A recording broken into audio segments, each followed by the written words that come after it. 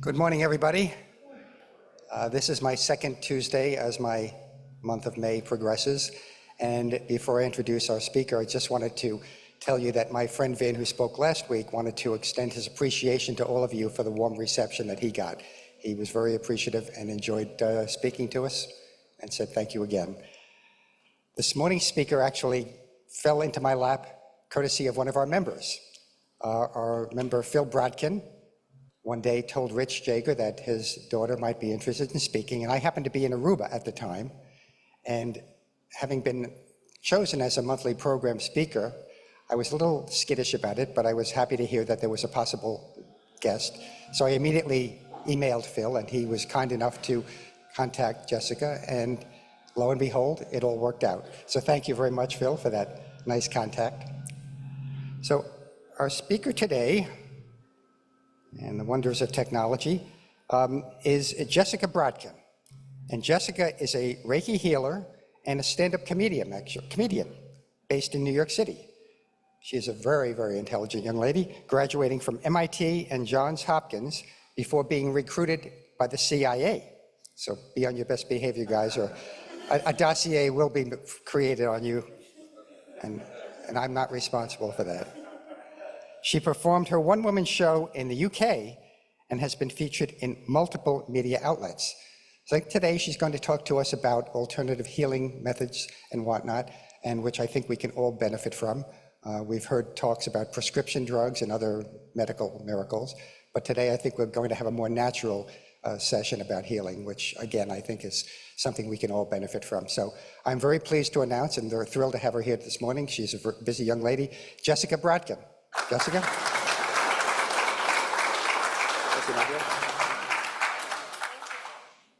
Hello, hi, I'm so thrilled to be here. Hello Zoom, nice to meet you. And I'm very excited to speak with you today. I've heard a lot about you from my father and from Tom about your illustrious careers and lives and accomplishments.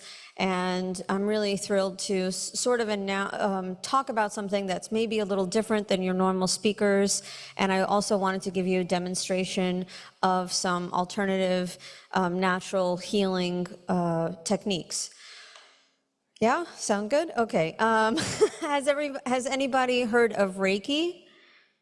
You have? Okay, a few of you have. All right, great. Has anybody heard of Qigong?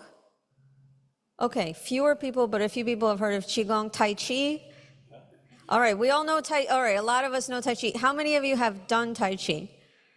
A few of you have done Tai Chi. Okay, great. Yeah, I'm always on my dad to do Tai Chi. I guess I wanted to share how I sort of fell into this. And basically what I'm here to also talk about is, you know, generally a lot of the time people are split between their right brain and their left brain, or science and methodology, and basically sort of maybe things that seem more spiritual or ethereal or energetic. And as somebody who has a science background, and I think a lot of you do as well, I wanted to sort of merge the two. And this isn't like a really original idea to necessarily to merge the two, but the whole concept is we don't have to separate logic, reason, and things that are maybe sort of more difficult to quantify.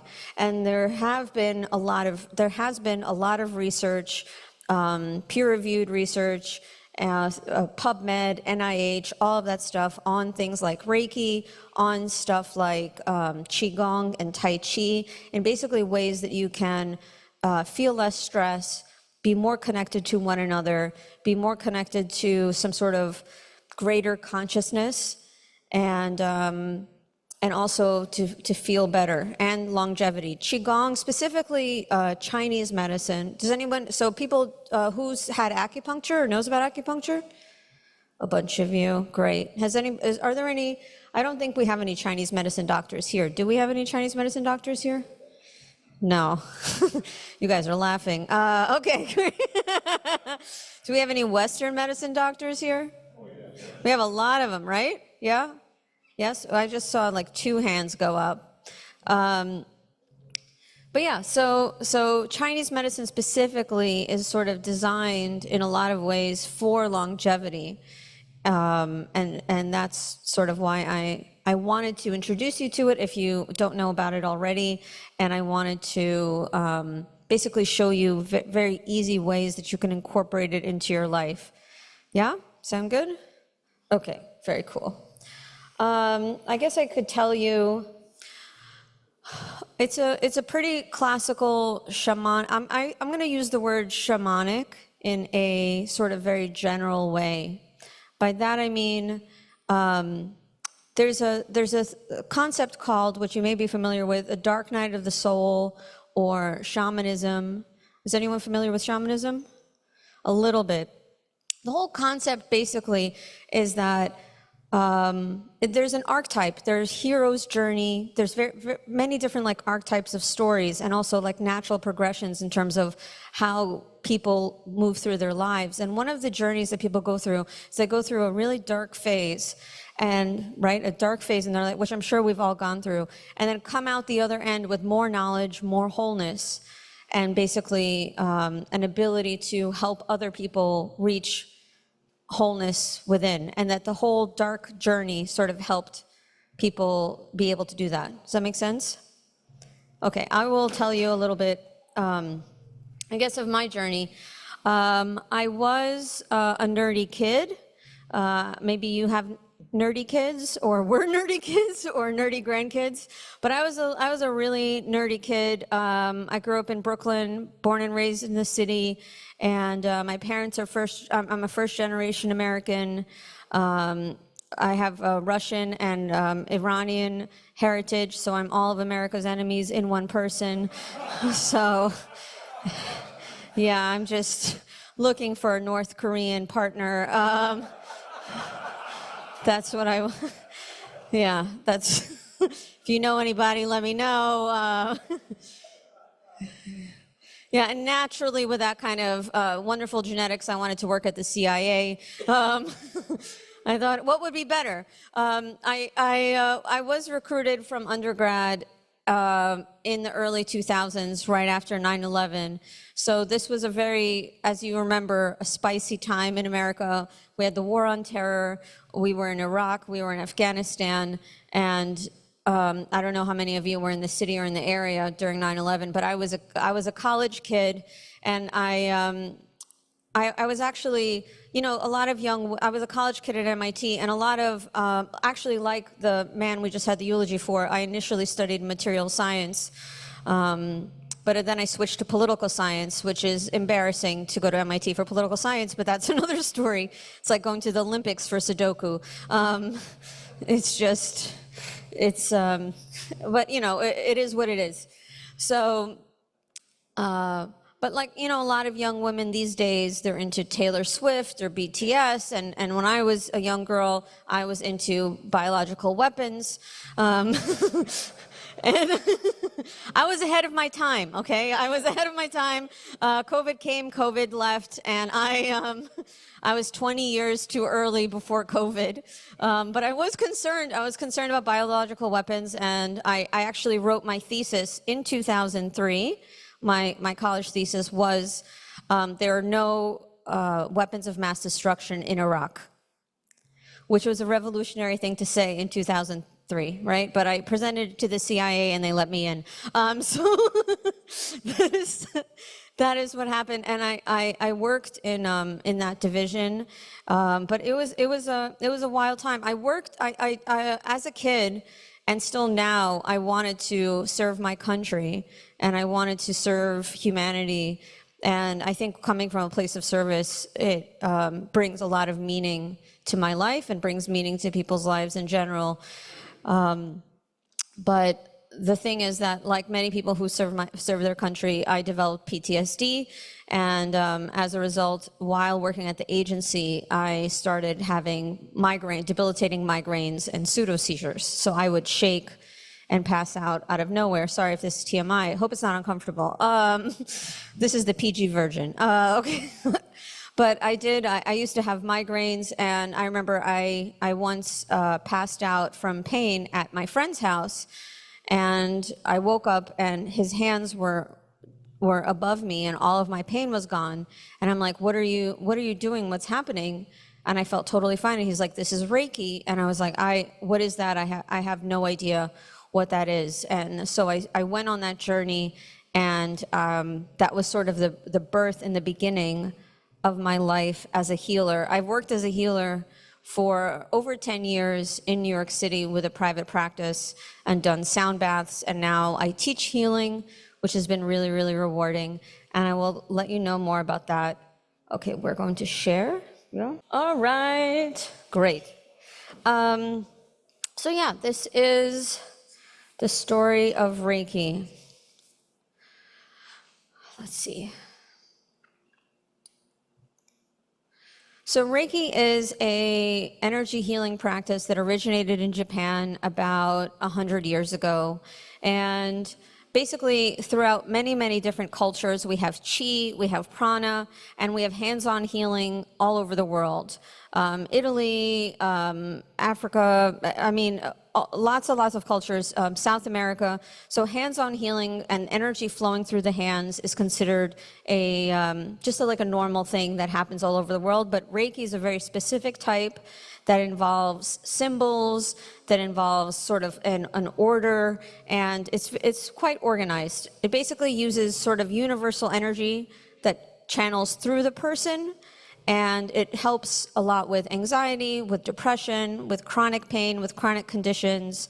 And it's something that can be done on a group, it can be done individually, and now it's done a lot with cancer patients. It's considered it's considered a complementary medicine. This is not going to cure cancer, right? At all. So it's not making those kind of claims, but it's something like if somebody's going through a lot of pain, if someone is really struggling, then it's an additional treatment that helps people process. So it's pain, anxiety, anyone can learn how to do it. I think, different people have different abilities. It's really interesting, and somebody who, I'm sure a lot of you come from science backgrounds, someone who comes from a science background, I just personally believe that we can't measure everything quite yet in terms of what's going on, and we don't know exactly how it works, but we believe it's something to do with physics. I don't know what's happening. But it is something that has been measured in terms of placebo, in terms of that it works better than placebo, double-blind studies, all that jazz. So, okay. So interestingly, this was invented in around almost actually exactly 100 years ago. And as you know, the US conquered Japan, right? And during World War II, and the US government actually tried to get rid of Reiki in Japan. So part of our conquering of Japan was not nuclear bombs wasn't enough. We had to get rid of the culture. However, there is a woman, here's Sensei Yusui. He's the creator of Reiki right here, this guy. And then there's Sensei Takata, and she was a Japanese immigrant in Hawaii who studied in Japan before World War II. And because she was in Hawaii on American territory, she actually spread Reiki all over the world, and specifically the West. So this woman actually kept Reiki alive because she happened to be an American citizen. So that's part of why we still have that healing today. So that was kind of interesting. So we learn different symbols. We channel energy throughout our hands. It's basically taught through something called an attunement process.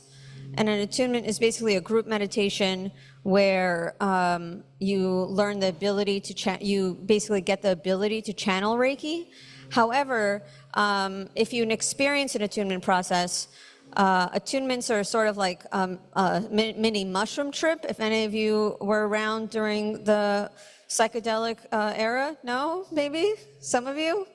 Yeah, some of you know. Okay, great. I thought about bringing LSD, but I didn't. No. It's more like mushrooms than LSD. So, so the Reiki process, it sort of like makes you face whatever stuff in your life is difficult, makes you process it when you get that attunement, and then you're able to channel the energy. And there's different levels of sort of training, right? So you have master, Reiki 1, Reiki 2, and all sorts of stuff. So it's great. It's similar to, the other thing that's really interesting about it is that, what can I say? So it's good. It's really good for mental health. It's really good for stress relief, depression, and anxiety. And it helps with people on the autism spectrum disorder. So that's very helpful. And it's also very gentle. So certain methods of healing are sort of maybe more aggressive or challenging, like ayahuasca or something that not everybody can handle. But Reiki is very, very gentle. The good of it is that because it's gentle, it works more slowly. The challenge of that is it works slowly, right? So something that works slowly is easier to integrate. Something that works very fast might be more difficult to integrate. Am I making sense? Yes? Okay, good. Great for autism, great for people who are recovering from cancer and who are going through chemo. So it really helps with pain and releasing that. It helps people connect to higher power or sort of greater consciousness that is not religious at all. So whatever religious affiliation you have or don't have, it totally works with it, which is the same with Chinese medicine and Taoism, right? You'll hear about that. And the origins are Shintoism and Buddhism. And Shinto, because those were the indigenous religions of Japan. Buddhism came from India, of course.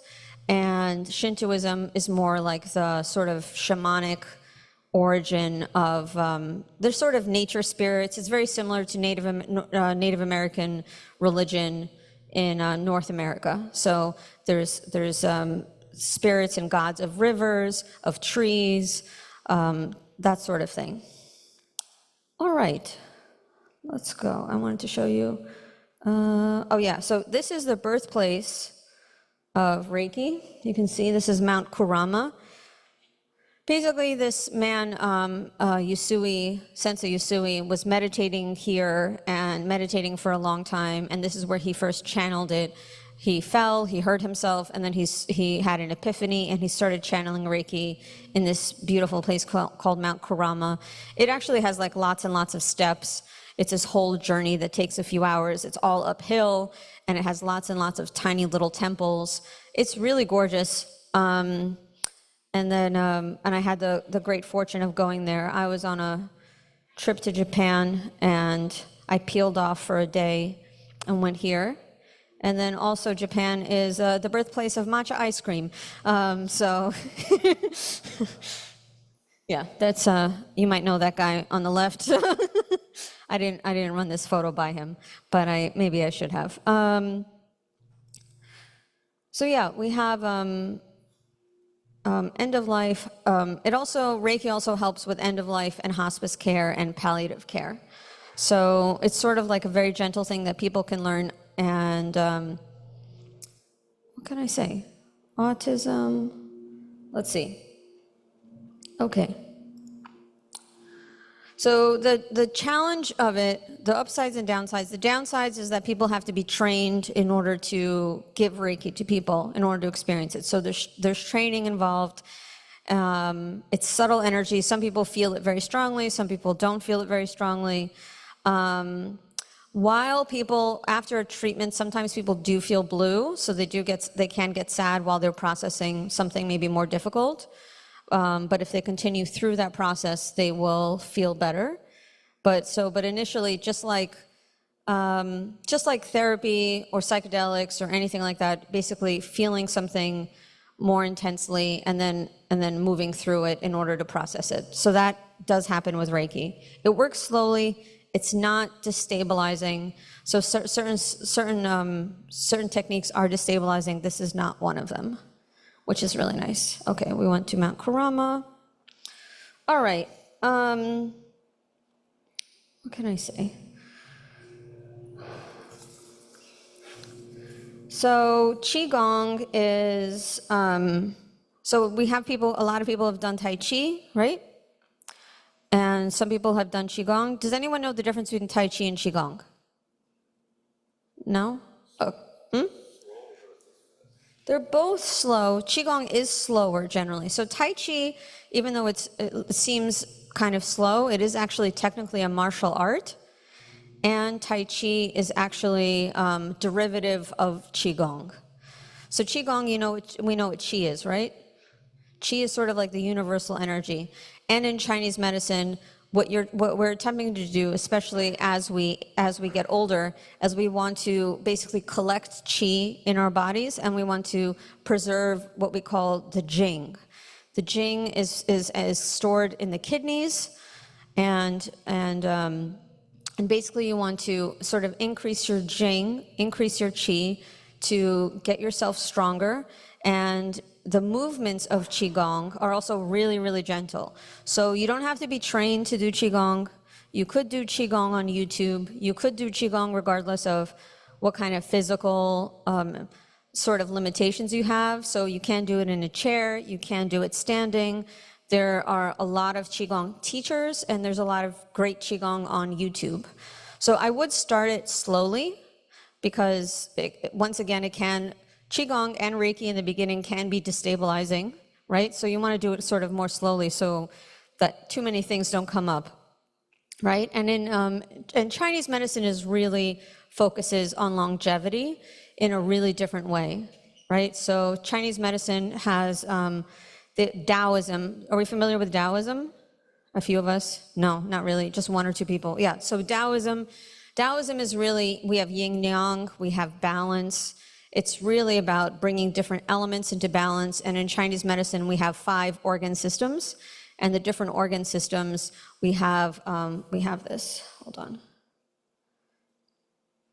Heart, liver, spleen, kidney, and lung. They're not the only organ systems, obviously, but in Chinese medicine, you work primarily with 5 organ systems, and then Qigong clears the different organ systems.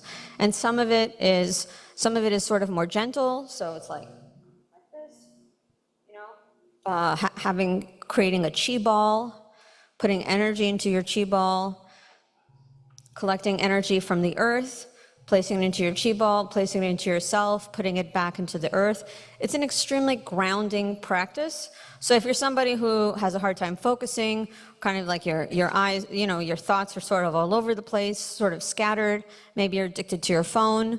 Qigong is something that is extremely grounding and brings you back into the present moment. If you have a history of trauma, Qigong is really, really good.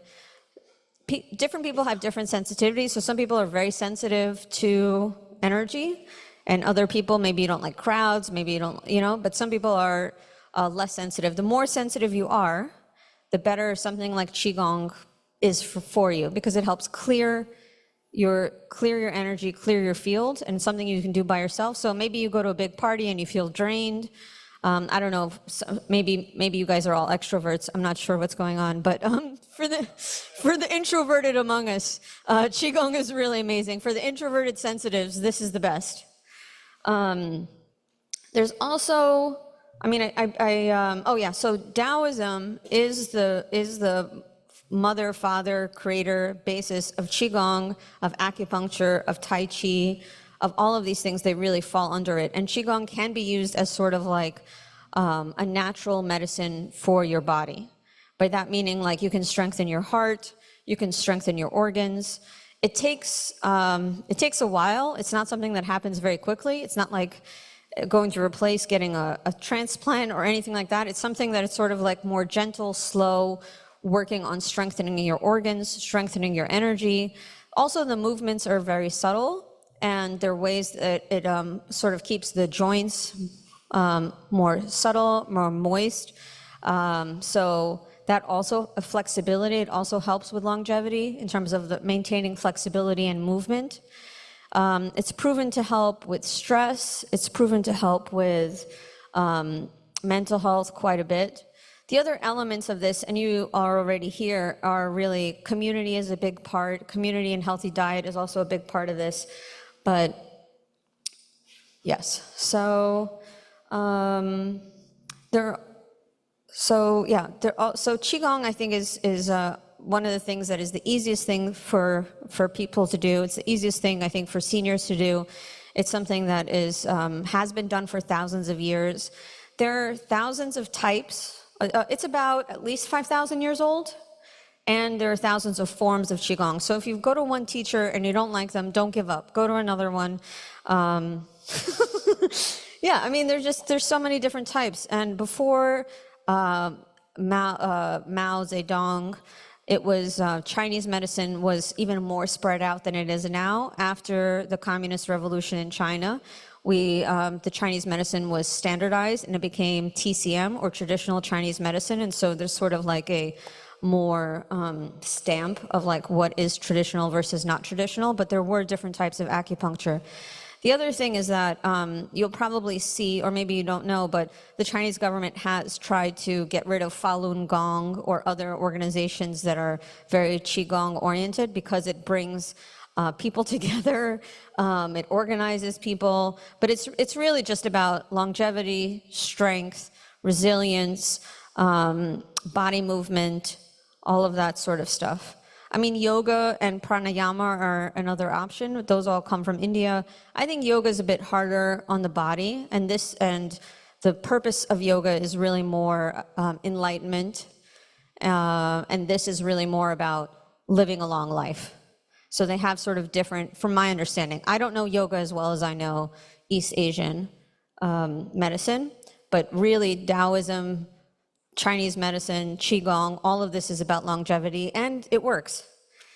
One of the things that there is a lot of research about it, I know that we have a lot of science-brained people here, which is great. So, right? There is a lot of research on it. There's a lot of stuff in NIH. I can send links that I have for the research. I feel like it would be difficult to just like, not difficult, but just putting up PubMed on the slides might not be great, but there's a lot of research behind it, but not a ton, because who's benefiting from it financially? You know what I mean? There's no like king of Qigong who financially benefits from it. It's not like pharmaceutical companies who will do research that they can get profit from. No one's really getting profit from, people do get profit, but not really. It's kind of minor. But yeah, also another part of Chinese medicine, not just acupuncture, is herbal medicine. So there are a lot of herbs that your Chinese medicine doctor would give you that change week by week. So Western medicine, which is important and great, and I love it and is necessary, but it's sort of like you were given a prescription and you're on that prescription for a while, generally. And in Chinese medicine, every time they see you, which would be maybe weekly, you're given a different sort of order of needles in terms of acupuncture, and you're given a different formula in terms of herbs to take. And so that's sort of like moving with your body slowly and seeing how your body presents every time. That make sense? Yeah, cool, great. Oh yeah, treatment plan changes by the day. With Reiki, it's the same thing. When I have somebody on my table, they're going to present differently most of the time, but you have to read the person per day. All right, so we have studies by the NIH. I talked about yoga. Yeah, so I think I covered all of this. It is a meditative movement, so it's sort of like a physical meditation, which is great, which I think is really good for you. Okay, there we go. I studied, I guess this was not planned, but I can share this. So one thing that's really interesting, and this is kind of not well known, Reiki works by symbols that are like sacred, that are secret symbols that the Reiki healers know, and then use those symbols on people to sort of make them feel a certain way. And so one of the things I was planning to do was to do group Reiki on everybody here. And you guys can meditate. If you fall asleep, that's fine. If you are asleep, that's also fine. It's totally okay. No judgment, judgment-free zone. I've had 2 coffees. So I wanted to do that. But the other thing that's interesting is actually, this is create a PDF. The other thing that I can show you is that there are one thing that exists in Taoism and in Reiki together is that symbols, and also specifically Chinese writing, and in Reiki, Japanese writing, are basically used as symbolic codes to help move energy. It's kind of wild, but it works, and I'll show you. Can I open the internet and show everybody, or no? Yeah, sure. Okay. All right, there we go. So we have symbols like this. So one thing that exists in East Asian healing, which is not really well known to the West, is that there are certain types of letters, certain types of symbols that are used to move energy, and it's almost like, you know, when you're on your computer and you say Control Alt Delete or Control paste, print, whatever, you'd like do these different codes and something happens. Not theoretically, I felt this, but this is interesting, is that there's symbols that you can put in the air, on people, on writing, and then things move around in them. And it's just like very interesting and very weird and cool. But one of the, I guess, how do I say this? One of the missions of my life, I would say, or has been so far, is to bring healing to people, to bring sort of oneness to people, to help them process whatever they need to process. And sometimes the road to that journey is strange. And I and I have a very open mind about what that means. I'm okay with, as long as things are proven, right? Because there's a difference between maybe superstition, bizarreness, and versus real technology that works. So I guess my offer to you, my asking to you is keep an open mind about what can help you achieve your goals, live a longer, happier, more fulfilling life, to release stress, to release anxiety, to deal with whatever life has given you. And I really believe in merging the left and the right brain, and believe in merging spirit and science together, because we don't need to be separated anymore. We can come together and we can use sort of holistic technology that is, some of it is very ancient. This stuff is thousands of years old, and we just kind of left it behind because we're like, oh, you know, who's profiting from this? So just keep an open mind and explore sort of various things that can help you. Does that make sense? Does that sound good? No, this is fine. This is fine. I'm okay with this. Yeah, so, okay, yeah, stuff like this. I spent a lot of time practicing this sort of thing. It also feels really good. This is a water mat. It's a reusable mat that dries, and you can just use a brush with water and draw these different letters. And it's also a really beautiful meditation. And if you have more questions about that, we can get to that. But I wanted to do a Reiki demonstration. Should I ask questions first and then do Reiki? Maybe I think that makes more sense. I would like to hear questions first, and then I will lead you in a group meditation, if you allow. All right. Who has questions? John, first question. Yeah, I'm basically a science guy, but I went out with an astrologist for quite a few years, which was very interesting. And so she had this way that she could see people and feel auroras or whatever you call them around them. And so she kept saying, "You've got a healing aurora." And so she got me to start doing this, just hands over things, and to my surprise, the damn thing worked. And it was especially good with like migraines and aches and pains. But the reason I stopped doing it was I always felt that I'm doing something with this negative energy, and it's in me now. How the hell do I get rid of it? I think that's a question. Yeah. First, thank you so much. That is a great question. Thank you, John. Also, it's really common for a science guy to date astrologer witchy woman. So that's really normal. I think we're all yin and yang, and sometimes people are just trying to be with their counterpart, their opposite, for integration. Anyway, your question's great. So if you naturally are a healer, which I was also, because it took me a little while before I got trained. I used to just do it, and then I would feel gross. So there are different techniques to remove other people's negative energy off of you. First, if you get trained in anything, either Reiki or Tao hands, which I'm going to demonstrate, if you get trained in a modality, the modality comes with abilities to remove it. But since you're not trained in a modality, this is what you do. You basically imagine that you're cutting the cord between you and that person. Does that imagine a cord between you and that person? Then you cut that cord. And then you do this, which in Reiki is called Kinyoko, which is dry bathing. But it's the same thing actually in Qigong, which is why I train both. So if you do Qigong, practice a little bit of Qigong, it will remove other people's energy off of you. That's why I actually love Qigong for sensitive types or for healer types, because we naturally just sort of absorb people's energy. And here's an example. I'm going to demonstrate, okay? So it's like, sort of like this. It's almost like you're wiping people's energy off of you. That's sort of the simplest answer. And if a more thorough answer is, there is a YouTube link called Healer Heal Thyself by Nick Lawfrey.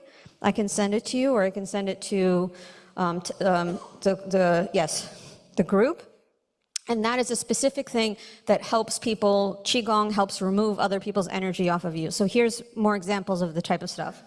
It's sort of like, Qigong is a lot of like knocking on yourself. So you're moving the Qi around. Also things like this. That's an example. They call it, this is like the kidney bean, rolling the kidney, so it's like this sort of thing. And if you do it, because I've been doing this professionally for a long time, and my biggest problem, and also living in New York City as a sensitive person, I just could not deal with everyone's energy. It's really, really hard on me. So I spent a lot of time sort of dealing with this exact question. Is this helpful? Okay, yeah, but this is the type of thing. Some people imagine a ball around them. Some people, whatever you believe in, maybe you don't believe in anything, you can ask like universal energy, please take this person's energy off of me. Another thing that you can do is you can wash your hands with salt water, sea salt water, and that will remove it. There's like a million little techniques, but I think I gave you the sort of highlights. And yeah, no, thank you. Okay. My question has little to do with what you're talking about, but I'm curious to know, if you have a practice, and if it's in New Jersey, are you required to be licensed by the state of New Jersey? My daughter's a behavioral health counselor, has her own practice, and I know it's very difficult getting that license and keeping it. Does that apply to you? And also, do you work with people like behavioral health counselors in your practice? You guys are crushing it with these questions. Wonderful question. So Reiki there are national and international Reiki organizations. I work in New York City. We don't have it by the state, but we have a national organization, and the national organization requires, it's not really a license, but it requires levels of training. Does that make sense? So it requires levels of training, and part of the work that I'm doing, because I'm in a sort of different season of my work, and I'm in the season of the work that I'm training healers now a lot of the time, and so I'm working to increase the amount of training that people need, and I'm offering more and more training for those people, because when I became a healer, there was not enough training. I was, I don't want to say lost, but there weren't that many people who were doing it full-time to this degree, and so I didn't have enough guidance. So I've created a system where I'm providing guidance, and I have mentors and people who are on my level and above my level, but there aren't that many people. Our teachers are crossing over, let's say, and I'm now becoming a future elder in this field, if that makes sense. And the other question, part of your question was, do we work with behavioral scientists or behavioral therapists? Yes, we do. I have a colleague who is a Reiki healer and a behavioral therapist with a license. So there are people who do both. There are also people who are massage therapists who are licensed, who are trained in Reiki as well. I personally really like Reiki to be, I think it's easily stacked. The way that I think about Reiki specifically is that it is the jazz of healing. And by that, I mean there's a lot of flexibility in terms of what one does and how one does it. And so it's easy to sort of merge it with other healing modalities and with other things. I personally have therapists who refer clients to me and I to them. So I have a network of therapists and network of different types of therapists who based on what's going on. Some people need cognitive therapy. Some people have a lot of trauma stored in their body and it's no longer in their really brain. It's not a thought process issue. It's just trauma in their body. So I refer to acupuncturist, myofascial massage. Myofascial specifically moves trauma through the body in a way that regular massage doesn't. Does that answer your question? Sorry, maybe I overdid it. Okay, please. Thank you. We have a question online. Bill Tittle, please unmute and ask your question. Yeah, can you hear me? Yeah. Good. Jessica, thank you very much for sharing this, especially with a bunch of scientists who tend to be black and white guys. John, fortunately, you can see he can cross over the other side. My question has to do with a personal issue. I've just discovered I've got a cancer and I got to go through a lot of stuff which requires, I don't know, psychic, mental peace and what have you. Do you have a standard approach for people dealing with cancer or just everybody's in the same boat? First of all, I want to say I'm sorry to hear. And thank you for your question, and thank you for being open-minded, and I hope you recover and everything goes great. The way that I approach cancer patients or approach every patient is sort of reading the body new every time. So I don't believe that there's a standard cancer approach. I think that we have to approach the body and the human as they are and then figure out how to help that person. There might be something maybe more general, but most of the time there are some symbols that help with physical issues, and also, so I would think, so I'm just going through the symbols in terms of what I would use for a cancer patient. Also, you want to know maybe the origin or the type of cancer. So maybe breast cancer might be one way, lung cancer might be another. Because I know Chinese medicine well, or reasonably well, I sort of merge the two because every organ system has a different emotion and a different origin. So lungs have to do with grief, heart is one thing, liver is anger. So based on where the cancer is, it also sort of changes the treatment in this modality. Does that make sense? Sure. Thank you very much. No, thank you.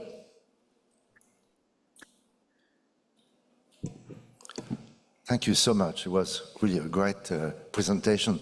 I just wonder how I could convince you that I have some North Korean blood.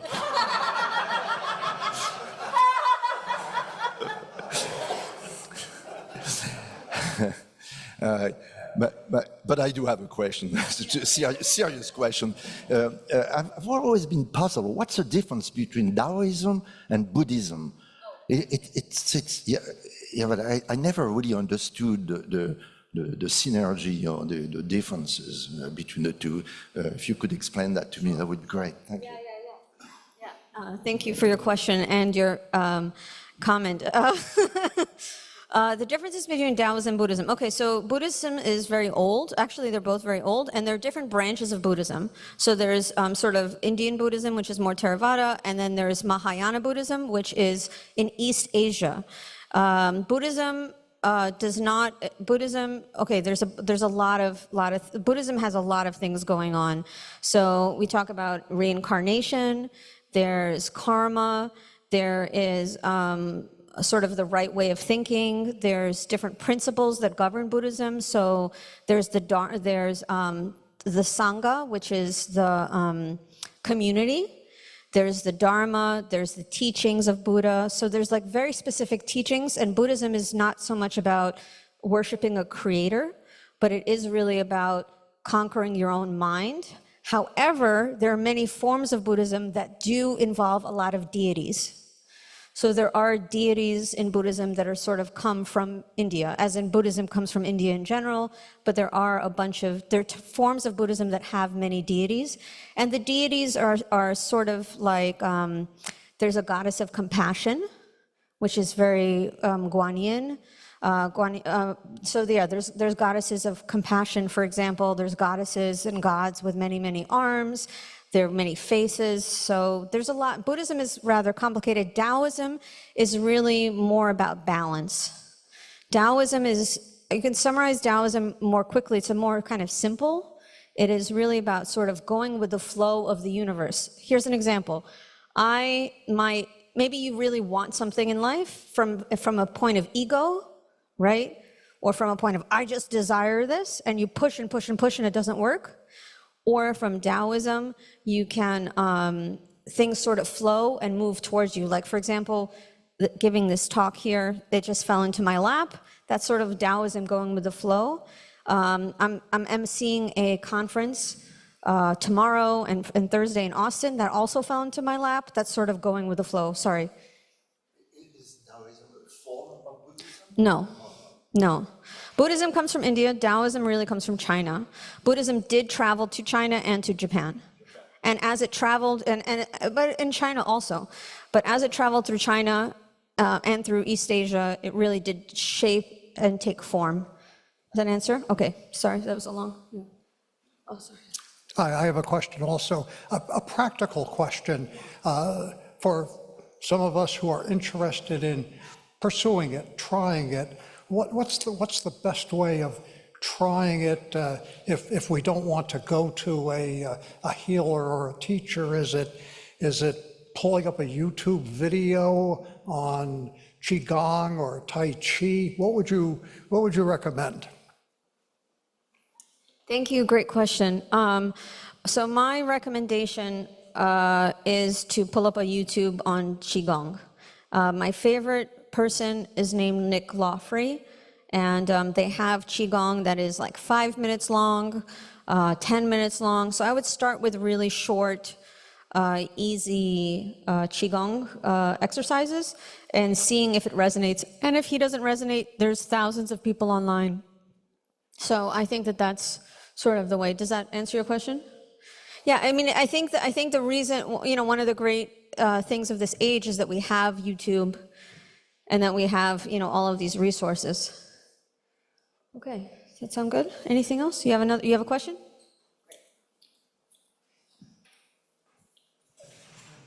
Thank you for interesting discussion. I guess my question deals with skepticism and all, but I also have the experience. Last summer, I went into the hospital for special surgery to have a hip replacement. And on the surgical team, my anesthesiologist was she was Chinese and was also going to be doing acupuncture during it. And she had been doing some research and all. So, everything went well. I didn't have any negative effects from the anesthesia or anything.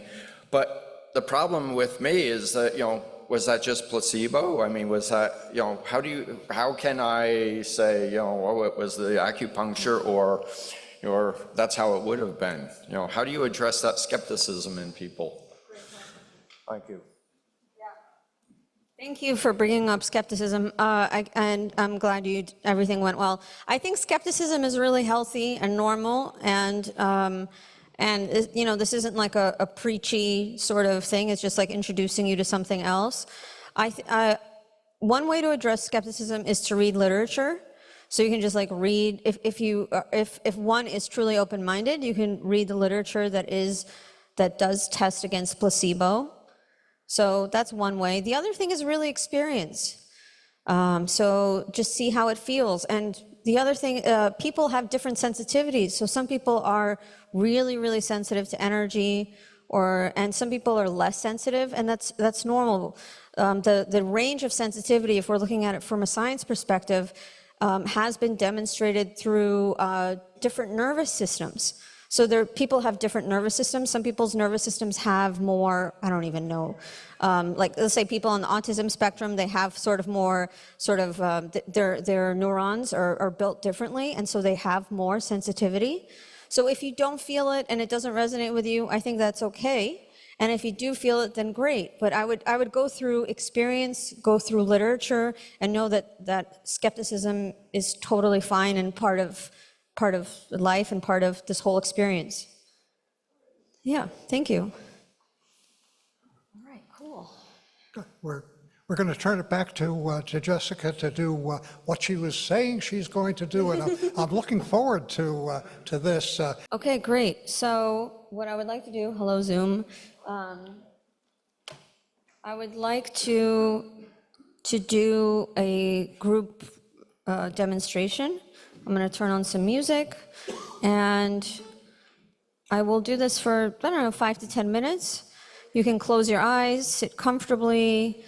I'm not going to rob you. Everything's everything's going to be okay. There we go. Okay, yeah, sure. You can fall asleep, it's okay, no judges. Take a nice nap, enjoy. And I'm just gonna get started, okay? Is this good? Yeah, okay.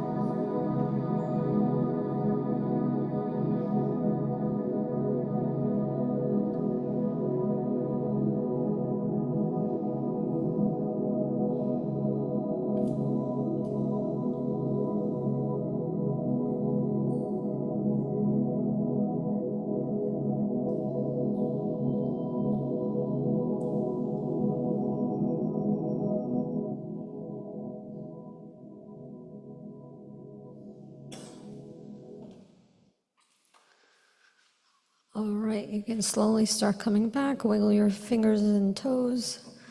How are we feeling? Relaxed? Okay, great, great. Well, I want to thank you again for having me.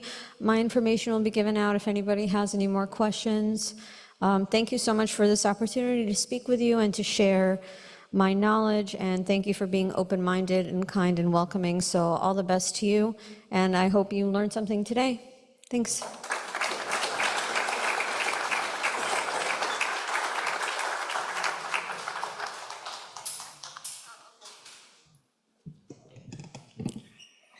Thank you very much, Jessica. I have to admit, I was probably among the skeptics in the group when we first started talking about this, but I have to admit that now I'm interested, and I think I will pursue some of these ideas, and hopefully, and I've got enough aches and pains, and I think that can be helpful. And I think certainly we all agree that anything, even the scientists among us, that longevity is a common goal for all of us, and whatever can help us do that, we're in favor of. And I'm scheduled to play golf, I think, later this week, and so I think I probably need some Reiki before, during, and after the match for sure. But thank you so much, Jessica, and we do have a few acknowledgements for you, if I may. Ask my friends in the...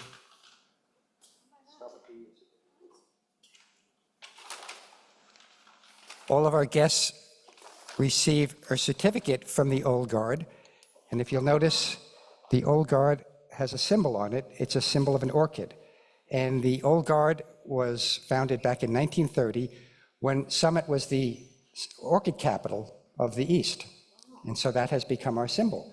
So thank you very much. This will be for you. Thank you. Appreciate that. And for our lovely ladies, drop it. I love orchids. There you go, hopefully. Yes. Thank you. A little bit of a handful, but Yeah, so no. thank you very much, and thank you guys for your attention. And she got the Old Guard salute. The Old Guard salute. Oh, our pleasure.